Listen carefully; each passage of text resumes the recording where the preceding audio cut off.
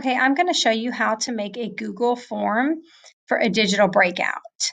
One of the ones we did recently looks like this right here. It was done on an It's Learning page.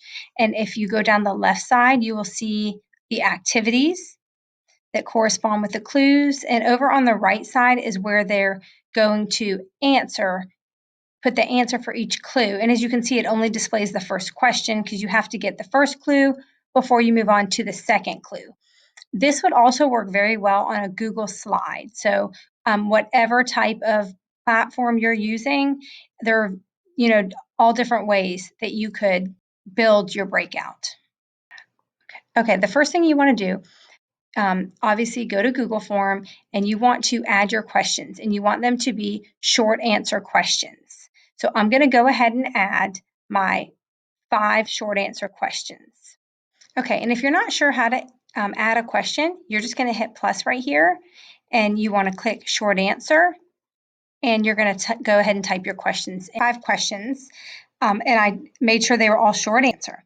So after you have your questions, now here's the important part. We have to now break these off into sections, okay? So I am going to make a section for each clue. So section 1, I am going to call clue 1. Okay, and then this is going to be the question that goes along with the clue. Okay, so clue 1. It's short answer. I want it to be required. And then I'm going to click on these 3 little dots and I'm going to go to response validation. And this is really important. This is where I need to put the answer that you want the kids to type in order to move on. Okay, so one thing that I found is that it is best to use text. And then even if it's a number, how many rescues? Okay, so I'm going to put 52 is my correct answer. Now, this is important. You have to fill this out. If you don't, it will give the kids the answer if they type the wrong answer. So we want to give some type of custom error text like count this again or look back at paragraph 1. Okay, so we have that ready to go. Okay, now we need to make a second section for our second clue. So I'm going to go to, now I'm typing in clue 2. Okay, and after section 1, because section 1 has clue 1, after section 1, continue to the next section, which will be clue 2.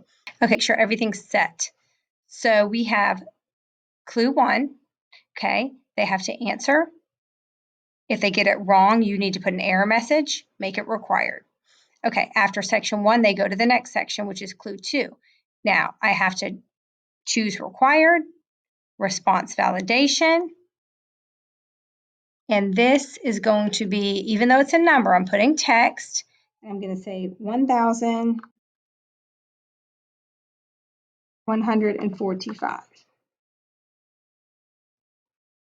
Okay, so my clue is going to be feet, not meters. And then quizzes. So we need to have an answer. And basically what we did is we found a quizzes and we added a question to the very end and it basically just gave the clue. Okay, so the clue is going to be peak. My custom error is going to be check your last question. So this is all done. Okay, I have required. Now I'm just going back to make sure. You've got to make sure they're all required and that you have put an answer in. Okay, I will tell you this, probably one of the only times you're going to use the number is if you have the kids complete an activity and you want them to tell you how long it took them. In that case, you may accept anything like 60 seconds, 90 seconds, or how many minutes did this activity take? So if that ever happens, then you want to go to number and then you probably put like, it'd be greater than 1 or greater than 0. Okay, so when you're done, your form's ready to go. There's a couple things you can leave them to sign in. You don't have to. That's up to you. What I like to do is go here. Your response has been recorded, and then they won't need to do it again. So you can tell them what to do next. Congratulations. Give them some type of message. Click save. Okay, and then I'll be ready to share it. So now I can get my link or my embed code and share it. I hope that helped. And I created this with Miss O'Shields when we made the breakout session for her book.